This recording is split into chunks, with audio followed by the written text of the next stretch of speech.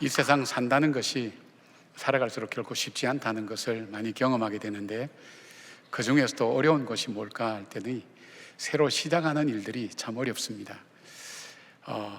미래를 알 수 없기 때문에 기대도 있지만 불안과 두려움이 우리들 속에 찾아오기 때문에 매번 무엇을 시작한다는 것이 쉬운 일은 아닌 것 같습니다. 근데 이 시작보다 더 어려운 것이 한번 실패한 일을 다시 시작한다는 것은 더 어려운 것 같습니다. 왜냐하면 시작할 때의 기대나 또 설렘 같은 것도 없을 뿐 아니라 의욕도 없고, 그 다음에 갖고 있던 자본도 없어지고, 그런 어떤 마음에 새로운 어떤 마음들을 가질 수가 없기 때문에 다시 시작한다는 것은 참 힘들고 어려운 일이라고 그렇게 생각합니다. 그래서 이 실패가 계속 반복되면 무너지는 인생들이 적지 않은 세상에 우리가 살고 있죠. 오늘 이 본문은 믿음의 조상 아브라함이 실패하는 일들을 다루고 있습니다. 그것을 통해서 하나님께서 이 실패한 하나님의 사람, 실패하는 믿음의 사람을 하나님께서 어떻게 다루시는가 하는 것을 우리에게 보여주고 있습니다. 이미 언약을 지키시는 여호와 하나님, 또 전능하신 엘사타의 하나님을 경험했던 이 아브라함에게 이 실패를 통해서 하나님의 새로운 모습을 또 보게 됩니다. 저희들도 살아가면서 실패하는 것 때문에 많이 괴로워하는 분들이 많죠. 크고 작은 실패가 우리의 삶 속에 있죠. 크게는 우리가 어쩌면 나는 내 가정을 이끌어가는데 실패한 것은 아닌가 하는 후회스러움도 있고요. 우리 부부관계는 정말 내가 원했던 그 관계인가, 그런 생각들. 나는 자녀들을 잘 길렀는가, 그리고 내가 하는 사업은 잘 될 것인가. 사업에 실패한 분들도 있고요. 그 다음에 인간관계에 어떤 실패했다는 것, 그걸 믿음으로 살기 위해서 애썼는데 어느새 믿음의 길에서 멀어져서 확신 없이 살아가는 그런 삶을 사는 다양한 실패들을 경험합니다. 그 실패한 우리들을 하나님은 어떻게 다루시는가, 어떻게 대해 주시는가 하는 것을 이 아브라함을 통해서 함께 나눠보려고 합니다. 첫 번째로 이 아브라함에게 있어서 하나님께서 어떻게 다루시는가 하면, 하나님은 실패하셔도 여전히 사랑하시면서 백성에게 긍휼을 베풀어 주시는 것을 보게 됩니다.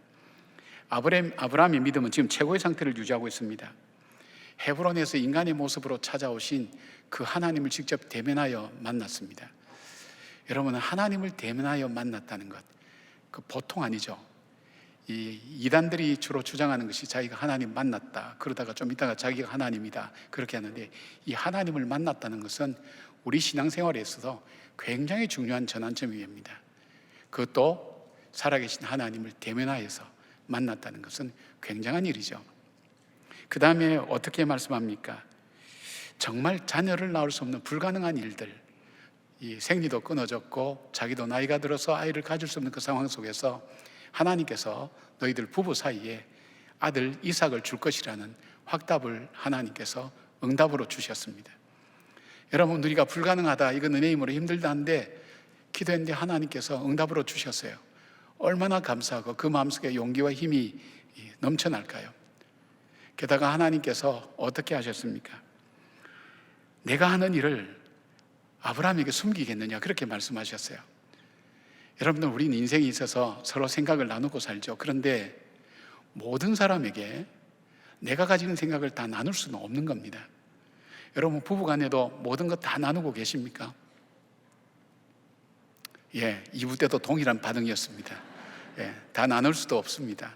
부모에게도 다 나눌 수 없고, 자녀에게도 다 나눌 수 없고, 친구에게도 나눌 수 없는 이야기들이 우리들 속에 있죠. 그런데 그 존귀하신 하나님께서 아브라함에게 내가 너에게 하는 일을 숨기지 않겠다, 이것보다 더 큰 축복이 어디 있겠습니까? 그리고 마지막에는 소돔과 고모라를 위해서 기도할 때, 아브라함이 기도할 때 주님께서 그 소돔과 고모라를 엎으시는 중에 아브라함을 기억하사 롯의 가정을 구원해 주셨습니다. 하나님께서 내가 기도할 때 그 기도에 응답해 주셨다는 그 일들, 이때는 영적으로 굉장히 충만할 때입니다. 부족한 것이 없죠. 우리가 이런 신앙생활을 할 수 있다면 이보다 더 신나는 신앙생활은 없을 것입니다. 그런데 이 헤브론에 있던 이 아브라함이 갑자기, 물론 목초지가 필요해서 떠났겠지만, 가나안의 저 밑쪽에 있는 그 그랄 땅, 네게부 사막의 그랄 땅으로 이주를 했습니다. 이 그랄 땅에 갔던 이유에 대해서는 우리가 조금 뒤에 살펴볼 수 있겠지만은, 이 그랄 땅은 블레셋이 지배하는 땅이었기 때문에 그랄 땅에 내려갔을 때 문득 아브라함의 마음속에 불안하고 두려운 마음이 들었습니다. 이쪽 사람들은 하나님 모르기 때문에 어쩌면 내 아내 때문에 나를 죽이고 그리고 이 아내를 뺏어갈 수 있겠다는 그 생각들.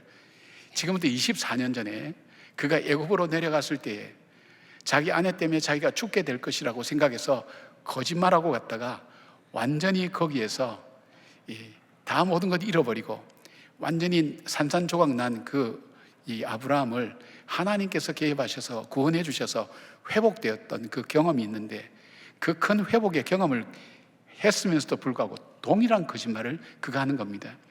두려워서, 여기는 하나님 아는 사람이 없어서 두려워서 내가 거짓말을 했다고, 내 누이라고 속였다고, 그렇게 했다고 말씀하고 있습니다.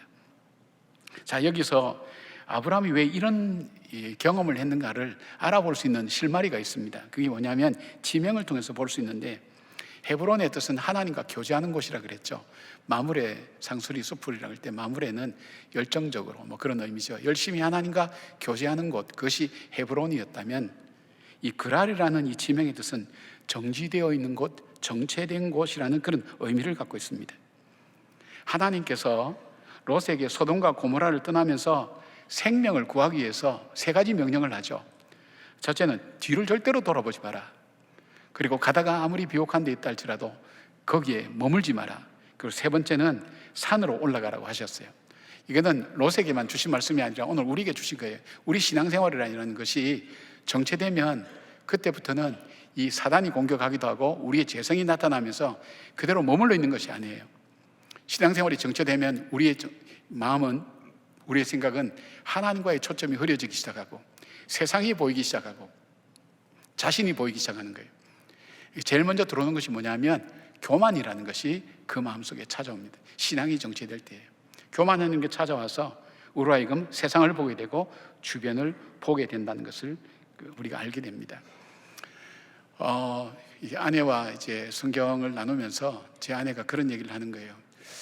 여보, 솔로몬이 만약에 임금이 되었을 때 처음에 1000번 제사를 드려서 그가 지혜를 얻고 하나님께 복을 받았다면, 그 인생의 절정기에 그가 다시 하나님 앞에 1000번 예배를 드릴 수 있었다면 솔로몬의 생애와 이스라엘의 역사는 바뀌어졌을 거라고 그렇게 얘기하면서, 나도 하나님 앞에 1000번 예배를 드리겠다 그러면서 본인이 한 3년에 걸쳐서 예배를 드려서 아마 지난번에 이렇게 마쳤어요. 얼마 안 돼요, 마친 지가.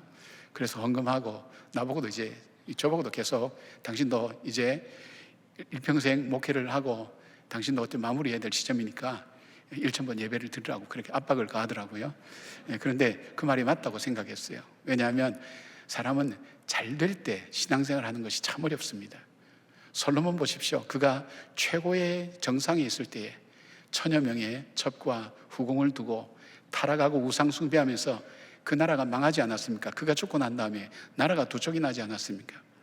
다윗도 그렇습니다. 최고의 절정기입니다.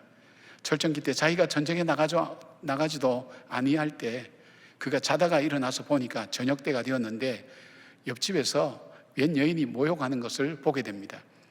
왕궁과 일반 백성들과의 그 집의 거리가 그렇게 가깝지 않습니다. 그것도 저녁입니다. 보이지 않습니다. 그 여인이 예쁜지 안 예쁜지 알 수가 없어요. 성경에 보면 예쁘게 보였더라 돼 있어요. 그 속에 있는 탐욕과 교만이 그의 마음을 주장하기 시작했어요. 거기서 중단하지 않았어요. 그 안에 바세바, 우리 아내 바세바를 데려오고 그 장군, 그 남편을 전쟁에서 죽여버립니다. 그런 죄를 지으면서 자기 가정 안에 피비린내 나는 그 비극을 만드는 계기가 최고의 절정기에 이루어졌습니다. 여러분, 우리는 곤란하고 어렵고 힘들고 지칠 때는 하나님께 잘 매달립니다. 우리가 하나님을 의지하기 때문에 그런 것도 있고 달리 방법이 없지 않습니까? 우리는 주로 만나는 일들이 힘든 거는 우리가 어떻게 해볼 도리가 없을 때 결국 하나님 앞에 나가게 됩니다.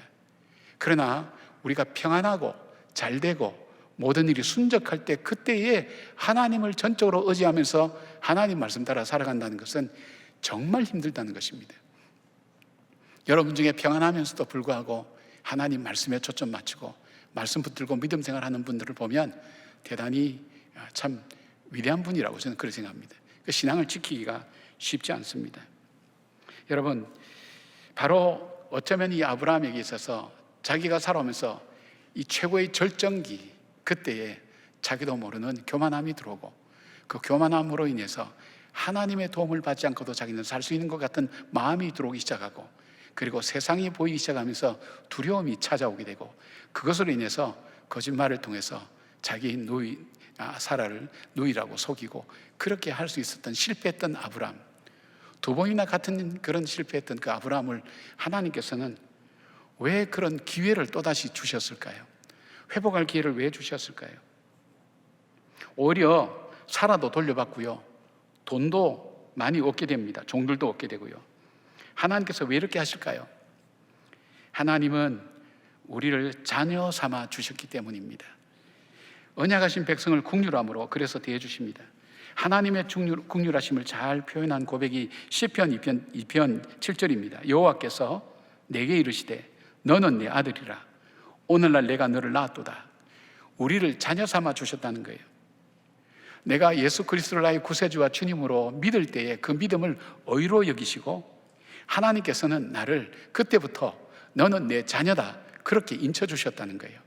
그래서 하나님과 우리와의 관계가 종의 관계가 아니라 바로 자녀와 그리고 아버지와의 관계라고 그렇게 말씀합니다. 그리고 그렇게 말씀합니다. 8절 보니까 내게 구하라 내가 이방 나라를 내 유업으로 주리니 내 소유가 땅끝까지 이르리로다 라고 그렇게 말씀합니다. 여러분, 우리는 세상에서 가장 포기하지 못하는 것이 무엇인가 하면 자녀입니다. 그래서 무슨 영화 같은 데 보면 협박할 때 어떻게 합니까? 결국 그 자녀를 데려다가 죽이겠다고 협박하면서 바로 이 사람을 움직이고 조종하는 그런 영화들을 많이 보지 않습니까? 자녀는 포기를 못합니다. 다른 것은 포기를 해도 자녀만은 포기를 못합니다.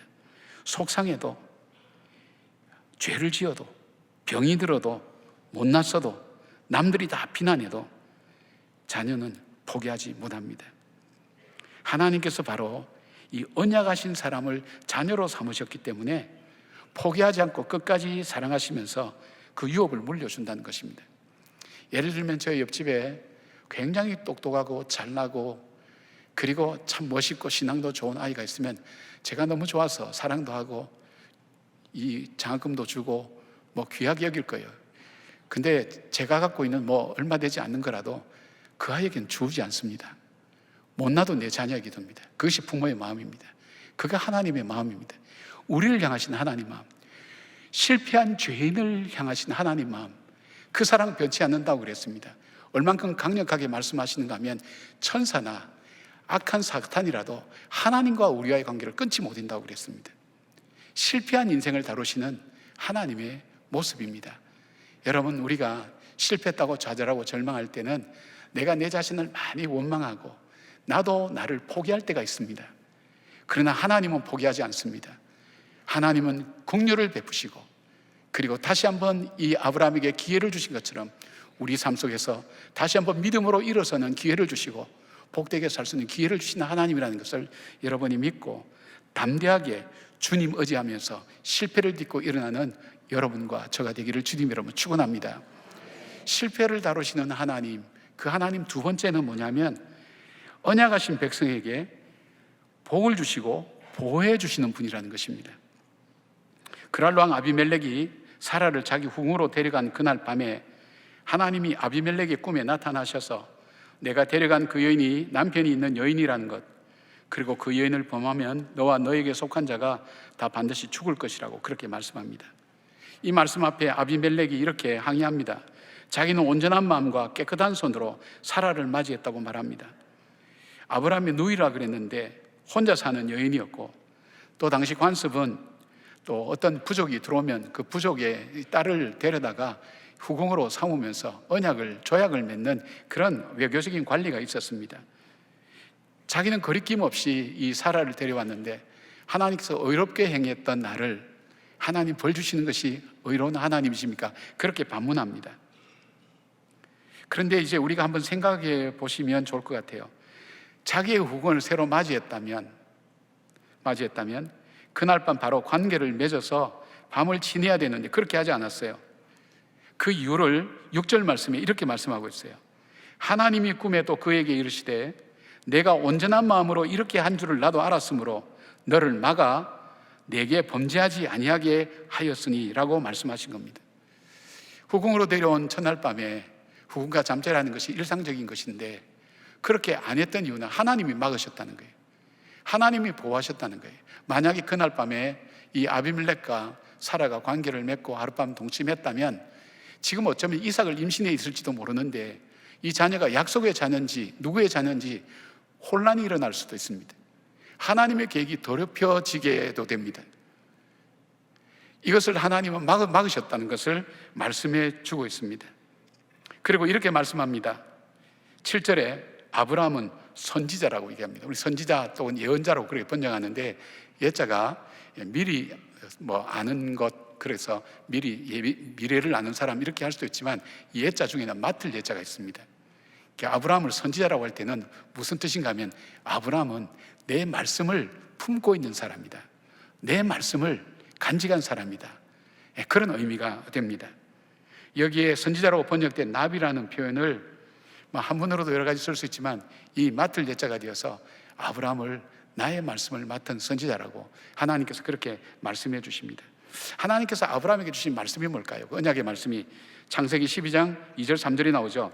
내가 너로 큰 민족을 이루고 내게 복을 주어 내 이름을 창대하게 하리니 너는 복이 될지라.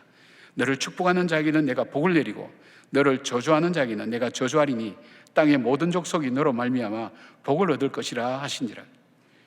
하나님께서는요, 하나님의 언약을 맡은 사람들을 보호해 주세요. 그리고 높여 주세요. 지금 어떻습니까? 아비가일이 아비멜렉이 볼 때, 아브라함을 볼 때 인간으로 보겠습니까? 그가 이렇게 얘기합니다. 불러서 너는 나에게 해서는 안 될 일을 했어. 인간으로 할 도리가 아니야. 나를 이렇게 어렵게 만들다니 너는 정말 사람도 아니라고 비난하고 비약하고 아브라함의 인격에 대해서 얼마나 무시하고 멸시할 그런 상황입니까? 그런데도 불구하고 하나님은 아비멜렉 앞에서 아브라함을 높여주시고 하나님 말씀을 맡은 자라고 인정해 주시는 겁니다. 하나님은 자기 백성을 복을 주시겠다는 약속을 반드시 지키는 분입니다. 어떤 자기의 말씀을 품고 그 말씀을 믿고 살아가는 그 백성을 보호해 주시고 하나님께서 지켜주신다는 것을 말씀하고 있습니다. 여러분, 우리가 하나님 말씀을 마음에 품고 살아갈 때 때로는 연약해질 수도 있습니다. 실패할 수도 있습니다. 어려울 때도 있고 공경에 처할 때도 있고 때로는 하나님을 원망하고 떠날 때도 있지만 그러나 그럼에도 불구하고 하나님은 우리를 반드시 구원하시고 보호하시며 높여주시는 분인 것을 우리는 말씀하고 있습니다. 그렇다면 우리가 해야 될 일은 뭡니까? 하나님의 언약의 말씀을 간직하고 사는 것입니다. 실패했다고 좌절하거나 절망하는 것이 아니라 내 속에 하나님 말씀이 있으면 그 말씀을 붙들고 살아가면 하나님께서 그리고 그 사람을 보호해 주시고 높여 주시고 세워 주신다는 것을 우리가 기억해야 되는 것을 말합니다. 사랑하는 여러분, 만약 아브라함이 실패한 그대로 두셨다면 하나님께서 아브라함의 자손을 통해서 온 인류를 구속하시겠다는 계획은 이루어지지 않았고 아브라함은 믿음의 조상이 되지 못하고 비극적인 운명을 맞이하게 되었습니다. 다윗의 고백 속에 아주 재미있는 고백이 있어요. 자기 이름을 위하여 의의 길로 인도하신다 그랬어요. 나를 위하여 의의 길로 인도하신다고 하지 않았어요. 23절 보면 자기 이름을 위하여, 하나님 자신을 위하여 나를 인도해 주신다는 거예요. 그 이유가 뭘까요? 너가 내 자녀인데 내가 보호하지 않으면 너를 누가 보호하며 남들이 너 실패했다고 다 비난해도 내가 너를 높이지 않으면 누가 너를 높이고 다시 일으켜 세울 수 있겠느냐. 하나님 말씀이 그래요. 베드로전서 5장 6절 보니까 이 말씀이 있어요. 그러므로 하나님의 능하신 손 아래에서 겸손하라. 때가 되면 너희를 높이시리라. 실패한 사람을 좋아하는 사람은 없어요. 인정하는 사람도 없어요. 귀하게 여기는 사람도 없어요. 세상의 이치입니다. 그러나 하나님은 그렇지 않습니다. 절대 포기하지 않습니다. 새롭게 시작할 기회를 주시고 우리를 보호하시고 우리를 높여주신다고 약속하셨습니다. 어떤 사람에게, 이 약속의 말씀을 붙들고 사는 사람에게 반드시 주께서 높여주신다는 기억하면서 여러분, 실패했다고 포기하지 마시고 낙심하지 말고 그리고 좌절하지 마시고 내 속에 하나님 말씀 붙들고 이 말씀의 언약이 이루어진다는 것을 믿음으로 꼭 간직하면서 하나님의 이루어 주신, 하나님의 함께 하심을 기억하는 여러분 되기를 바랍니다. 다윗은 자기의 삶을 돌아보면서 이렇게 고백합니다. 시편 37편 23절 24절에 여호와께서 사람의 걸음을 정하시고 그의 길을 기뻐하시나니 그는 넘어지나 아주 엎드려지지 아니함은 여호와께서 그의 손을 붙드심이라. 주님께서 붙들어 주신다는 것입니다. 하나님은 자기가 약속한 언약을 지키기 위해서 자기 아들을 십자가에 못 박아 죽이면서까지 하나님은 우리를 사랑하시겠다는 그 언약을 지키신 분입니다. 그 하나님이 우리의 아버지 되십니다. 그 하나님이 우리를 복 주시겠다고 약속의 말씀 주셨습니다. 이 말씀 붙들고 살아갈 때 시냇가에 심은 나무처럼 시들을 쫓아 과실을 맺는 하나님의 은혜와 역사가 있다는 것을 기억하면서 포기하지 않고 말씀을 간직하는 여러분들 되기를 바랍니다. 세 번째로 실패를 다루시는 하나님, 그 하나님 어떤 하나님입니까? 바로 언약하신 백성에게 사명을 주시는 하나님입니다. 아말렉은 아브라함에게 양과 소와 종들을 주고 또한 이곳에 살아도 된다고 말합니다. 그리고 사라에게 은 1000개를 주어서 여러 사람에게서 이 받은 수치를 가리게 해주시겠다고 말합니다. 이 은 1000개라고 하는 것은 그 당시에 노예 한 30명에서 50명을 살만한 것으로 한 가문의 그 재산을 뒤흔들 만큼 큰 금액입니다. 이 금액을 보상해 줄 때에 사람들이 생각할 때 아비멜렉과 사라가 동침하지 않았구나, 이 사라가 깨끗하구나 하는 것을 증명하는 것, 바로 그런 액수입니다. 그런데 아브라함을 멸시치 않고, 아비멜렉은 아브라함을 멸시치 않고 선지자로 대접하였습니다. 그래서 아브라함에게 많은 재산을 선물로 줄 뿐 아니라 그랄 땅에서 살 수 있도록 허락해 주었습니다. 왜일까요? 하나님께서 이렇게 말씀하셨나요? 선지자가 너를 위하여 기도할 때에 너는 살 것이라고 그렇게 얘기합니다. 하나님께서 왜 이 사명을 주셨을까요? 근데 하나님이 아비멜렉의 집의 모든 태를 닫아두었는데 이 아브라함이 기도하자마자 기도 후에 사라의 일로 아비멜렉의 집의 모든 태를 열어주셨습니다. 왜일까요? 하나님께서는 자기의 자녀가, 자기의 백성이 멸시와 무시 가운데 살지 않도록 그렇게 말씀하신다는 겁니다. 하나님의 자녀가 되는 권세를 믿는 자에게 주신다고 그랬죠. 요한복음 1장 12절 보니까 영접하는 자 곧 그 이름을 믿는 자들에게는 하나님의 자녀가 되는 권세를 주셨어요. 그 권세를 사용하라는 것입니다. 그 권세가 뭡니까? 묶인 것을 풀어주고 맺힌 것을 열어가는 바로 하나님의 권능과 능력을 사용하는데, 그것이 뭐냐면 바로 중보기도입니다. 이미 롯을 통해서 중보기도를 체험했던 아브라함, 그 아브라함에게 하나님은 그랄 땅을 위해서도 기도해야 될 사명이 있다는 것을 아브라함에게 보여주시고 알려주시는 것을 보게 됩니다. 그래서 중보기도는 내가 영적으로 사는 길이면서도 다른 사람을 살리는 하나님의 능력이 되는 것입니다. 그의 마지막 바울은 그의 마지막 생애에 디모데전서 2장 1절부터 3절까지 디모데에게 이렇게 권고합니다. 그러므로 내가 첫째로 권하노니 모든 사람을 위하여 간구와 기도와 도구와 감사를 하되 임금들과 높은 지위에 있는 모든 사람을 위하여 하라. 이는 우리가 모든 경건과 단정함으로 고요하고 평안한 생활을 하려 함이라. 이것이 우리 구주 하나님 앞에 선하고 받으실 만한 것이니, 그렇게 말씀하고 있어요. 모든 사람을 위해서 기도하라는 거예요. 여기서 모든 사람을 위해서 기도하라는 그 의미는 나의 삶에 영향을 줄 수 있는 모든 사람들을 우리가 그렇게 한정지어서 볼 수 있는 거예요. 내 삶에 영향을 준 사람이 무엇일까요? 가족들이 있겠죠. 또 직장의 동료들도, 상사들도 있겠죠. 위로는 대통령부터 가까이 있는 또 구청장, 동장, 우리의 삶에 영향을 주는 사람, 우리를 만나는 사람, 바로 그 사람을 위해서 중보기도 하라는 거예요. 하나님께서, 왜냐하면 그것이 사명이라는 거예요. 그날 땅에 누가 있다고 아브라함이 기도하겠습니까? 하나님의 사명이기 때문에 아비멜렉과 그랄 땅을 위하여 기도할 때에 하나님께서 역사하시겠다고 그렇게 말씀합니다. 그리고 여기 보니까 모든 경건과 단정함, 경건은 하나님과의 관계입니다. 단정함이라는 것은 사람과의 관계입니다. 너가 하나님과의 관계와 사람과의 관계에서 뭡니까? 고요하고 평안한 생활. 고요하다는 것은 내면의 편안함을 말합니다. 평안은 환경의 편안함을 말합니다. 너가 살아가는 삶 속에서 너 삶 속의 환경이 평안하고 너 삶이 평안을 얻기 위해서, 바로 그들을 위해서, 너에게 영향을 줄 수 있는 그 사람들을 위하여, 그 땅을 위하여 기도하라는 것입니다. 그것이 하나님께 선하게 받으실 거라고 말씀합니다. 여러분, 선물을 이렇게 해보신 적이 있다면 사람에게 선물하는 것이 참 어렵죠. 이왕이면 작은 액수를 들여서 가장 필요한 것을 하고 싶은 것이 우리 사람의 마음이죠. 그런데 저분이 다 가졌다고 할 때 선물하기가 참 어렵습니다. 하나님은 모든 것 다 가지신 분이에요. 그 하나님께 뭔가 감사해서 드리고 싶은데 뭐가 있을까요? 바로 주님의 말씀이 바로 이 중보기도를 통해서 하나님께 나가는 사람, 이것이 바로 하나님께서 받으실 만한 선한 것이라고 말씀합니다. 하나님이 받으신다는 겁니다. 욥은 하나님께서 임재하셔서 자기를 고통스럽게 만든 친구들 위해 오히려 중보기도할 때에 하나님께서는 욥을 배나 더 축복하셔서 더 번성하게 만드셨습니다. 그래서 우리에게 중보기도는 우리에게 주어진 사명입니다. 송구영신 예배 때 기도 제목으로 올린 중보기도의 대상자의 구원을 위해서 우리가 기도해야 될 이유가 있습니다. 송구영신 예배 때 간증하신 박소영 권사님, 이 권사님은 매해마다 이거 적었어요. 적어도 별 변화도 없고 그것도 없으니까 그냥 적으라니까 적고, 또 말씀 카드 뽑으려면 이걸 적어서 내야 되니까 막 그런 마음으로 아마 하셨겠죠. 의미 없이 하던 어느 날, 어느 순간 마음속에 무속신앙에 젖어 있는 자기 시부모님의 생각을 하게 된 거예요. 그때부터 의미를 갖기 시작한 거예요. 기도하기 시작한 거예요. 이 기도를 하기 시작하면요, 대하는 게 달라져요. 그 아버님한테 친절하게 아버지 사랑합니다 그러니까 며느리가 그런데 좋아하지 않을 그 시아버지가 어디 있습니까?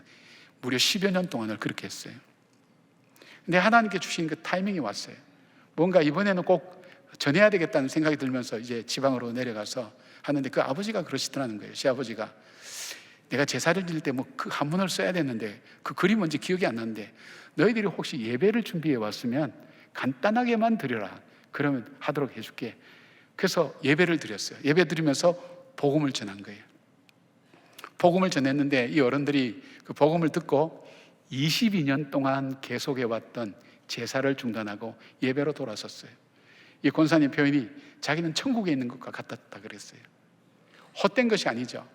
그래서 말씀드린 것처럼 내가 이 카드에 적지만 적을 때 첫째는 내 영이 살아나요. 내 영이 살아요. 하나님 앞에서 내가 해야 될 일, 그 사명을 찾은 사람이 어떤 사람이에요? 살아야 될 이유를 아는 사람이 사명이 있는 사람이에요. 그 사명을 찾는 거예요. 사명을 찾으니까 활력이 있죠. 하나님께서 지혜를 주시죠. 전할 수 있을 때 하나님께서 능력으로 나타나며 그 가정에 구원의 길이 열리게 만드는 것을 보게 됩니다. 여러분들의 기도만 하지 말고요, 이 땅을 살아가며 이 시대를 위해서도 기도하고요, 정말 선교사님들을 위해서 기도하고, 여러분과 상관이 없다고 생각되는 사람, 그러나 하나님께는 다 관계가 있는 분이에요. 귀중한 분들이에요. 저와 여러분처럼 귀중한 분들이에요. 위해서 기도하는 것.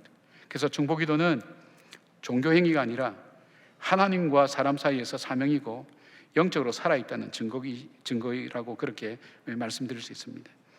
중보기도하는 사람은 하나님께서 더 축복하시고 또 회복시키는 경험을 우리가 하게 됩니다.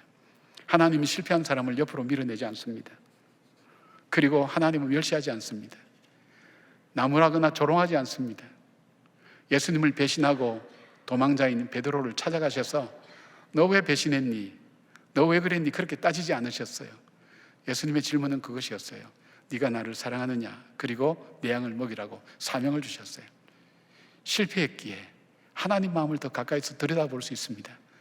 실패한 나를 다루시는 그 하나님, 내 속에 말씀을 간직할 때 나를 보호하시고 나를 높여주시고 나를 그럼 다시 살아갈 용기를 주시는 그 하나님, 그 하나님께서 우리에게 부탁하십니다.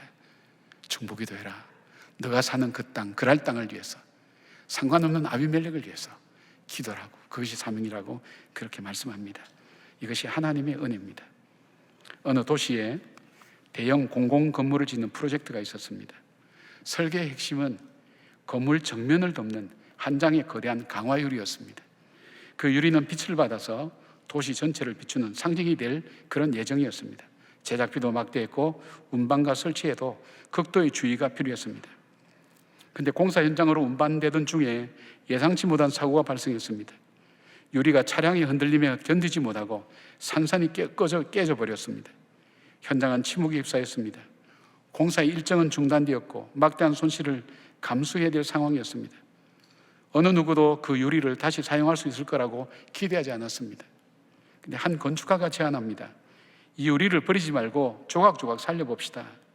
그래서 깨진 유리는 크기별로 정리되었고 논란이 있었겠죠. 그런데 그 장인의 손을 거치면서 벽면 전체에 하나하나 조각조각 붙였습니다. 근데 그 결과가 놀라웠습니다. 한 장의 유리일 때보다도 수많은 조각이 각기 다른 각도로 빛을 반사하면서 건물은 이전보다 훨씬 더 깊고 찬란한 빛을 내기 시작했습니다. 사람들이 이 건물을 이렇게 부릅니다. 빛이 머무는 공간이라고 말입니다. 하나님의 은혜와 긍휼이 이렇습니다. 저도 많이 실패하면서 살아왔습니다. 일어서기 어렵다고 생각될 때도 참 많았습니다. 근데 하나님께서 저에게 실패한 아브라함을 다루듯이 그렇게 저를 다루어 주셨습니다. 우리 가정을 그렇게 하나님께서 살펴주셨습니다. 실패가 불행이 되지 않도록 하나님 붙들어 주셨습니다. 그 말씀 붙들 때에 그 말씀을 따라서 하나님께서 사명을 주셨고 감당할 수 있는 능력과 은혜를 주셔서 오늘 여러분을 섬기고 있습니다. 저의 하나님이 여러분의 하나님이십니다. 여러분 실패한 일들, 낙심해야 될 일, 회복되기 불가능하다고 생각하는 일들, 아브라함처럼 모든 것 다 잃어버려도 하나님 여전히 우리를 사랑하시고 지키시고 보호하시고 높여주시고 그리고 축복하기를 원하신다는 것, 그 축복의 삶을 이어가도록 우리에게 도우신다는 것을 기억하면서 실패했기에 오히려 그 아픔이 조각조각이 하나님께 올려드리는 헌신과 사랑이 되어서 더 아름다운 인생을 살아갈 수 있는 그런 한 해가 되기를 주님의 이름으로 축원합니다. 아멘. 기도하겠습니다. 하나님, 귀한 분들입니다. 롯은 2번이나 아브라함에게 구원을 받고도 그가 소돔과 고모라가 망했을 때 딸과 함께 동굴로 들어가서 잘못된 일로 모압과 암몬 자손을 이루게 되는 어려운 일들을 감당하게 됩니다. 그가 깨어나서 그가 정신을 차리고 아브라함에게로 돌아가야만 했었습니다. 거기에 살 길이 있었습니다. 하나님, 오늘 우리가 그러하지 않습니까? 우리의 실패 앞에 우리 힘으로, 우리의 능력으로, 우리의 생각으로 동굴 속에 갇혀 있는 것처럼 그렇게 살아가고 있지는 않습니까? 주님, 우리의 눈을 열게 하여 주시고 우리를 다루시는 그 아브라함을 다루시는 그 하나님의 귀한 손길들이 오늘 우리의 삶 속에 고백이 되게 하시고 다시 일어설 수 있는 용기가 되게 하시고 믿음의 반석에 다시 우리를 세워주셔서 무너지지 않고 다시금 새로운 출발을 할 수 있도록 하나님 저희들을 붙들어 주시옵소서. 말씀 붙들고 하나님의 은혜를 감사하며 주신 사명 감당해 나갈 때 그 삶의 현장에서 하나님 나라가 이루어지는 놀라운 축복을 경험하는 우리 성도님들 되게 하여 주시옵소서. 예수님의 이름으로 기도드리옵나이다. 아멘.